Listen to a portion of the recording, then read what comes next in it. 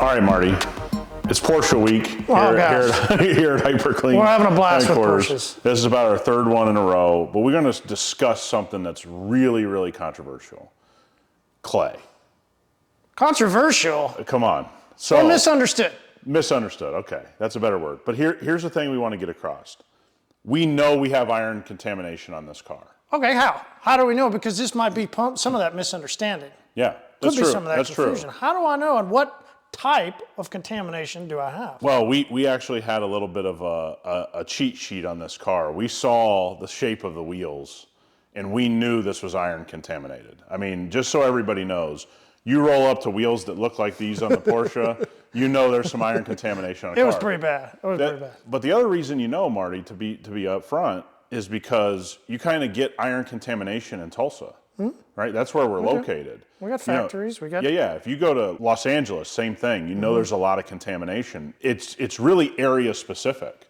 Where my shop is in Vegas, we may not get a lot of iron contamination. So one thing that people don't think about, like maybe a paper mill, right? Maybe a little factory outside of town that you don't really think about. But that stuff gets up, or for us, we know we get it from Arkansas.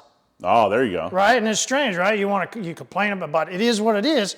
You have factories in different places, and then it goes up into the air, comes down, right? And here we go. So we kind of have a twofold thing. We know the area has it, and we saw the condition of the wheels and the amount of brake dust that was throwing off. We know we have some form of iron contamination.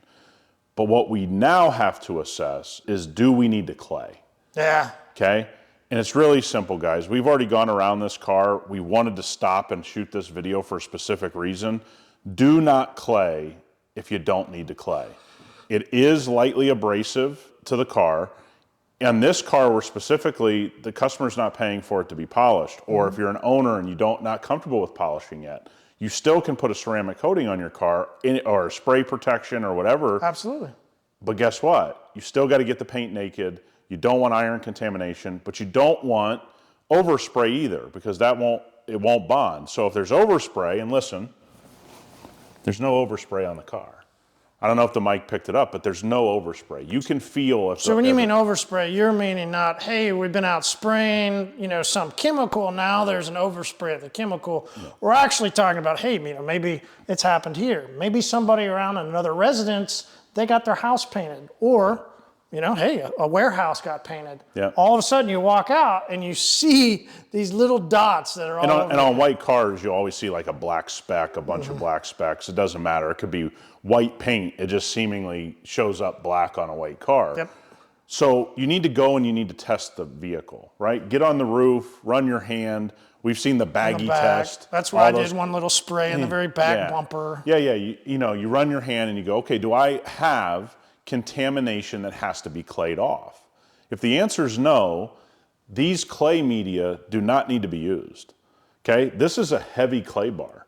You are going to mar some paint with this. Now, there are fine clay bars where you can reduce your marring. We have the clay mitt that's in our store. It makes quick work of heavy contamination. But if I don't have those things, don't use them. And I think that's the key word, right? To kind of reiterate, heavy. Contamination, but then there's heavy contamination. Yeah. And there's a lot of people that I had a discussion with a guy that was at a dealership, and he was talking about clay bars, and he actually thought when you were claying the car, you were removing microns of clear coat. Yeah, it is a misconception. You're not really doing that, okay? People use the word abrasive kind of interchangeably.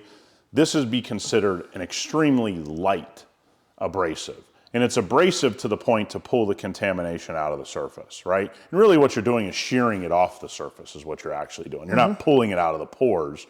You're getting that top level stuff off and getting a naked clear coat, And so if somebody's gone with something like this and they start wiping, rubbing, shaving, whatever we want, and they see that trail.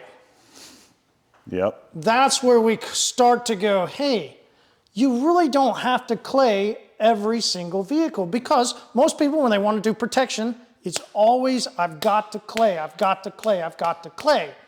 Claying those sometimes, depending on the clay bar, depending on the lubrication, depending on what we're doing, we leave those trails, we leave that marring. Well, we can't put protection down over some heavy marring. That never, right? Yeah. No way you don't do that. And that's why, your clay process is going to dictate that.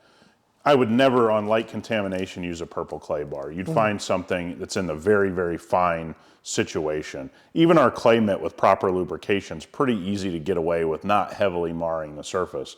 This idea you're not going to mar the surface with clay, you're going to have to use the proper clay. You're going to have to use an excessive amount of lubrication and really be safe. You'd never want to coat over some heavy marring that you caused. No. We're talking about this vehicle.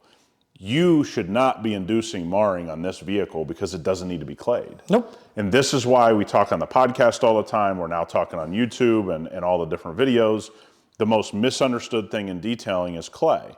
Clay when it's necessary, do not clay when it's unnecessary. No. Point blank, period, end of story. And so having the right process would mean, listen, picking out the right product. Yep. Instead of here, we don't have heavy contamination. Yep. We're not going to use clay at all. No, we know all we have is iron, and that's a chemical with Fuego. That's a chemical removal. It's not removed with clay. We know that. So the best part about this is we're going to leave no marring behind on this car because we don't have to introduce clay. No.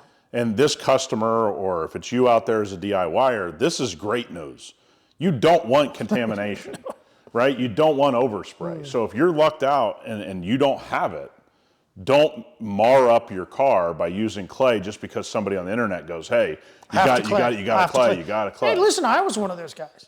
I thought until we developed Fuego, till that came out, I wasn't going to use the other stuff. It smelled too bad. Yep. Right? So I was always going to grab my clay bar, grab my clay mitt, depending on the vehicle, and go to town. Yep. Having now Fuego to use that chemical decon is... Yeah, and not smelling in the process. It's a game changer. Yeah. So one of the things, again, guys, make sure you understand clay when it's necessary, don't clay otherwise. That'll save you on your process. It'll also save your paint's finish, which is what we care about. Absolutely.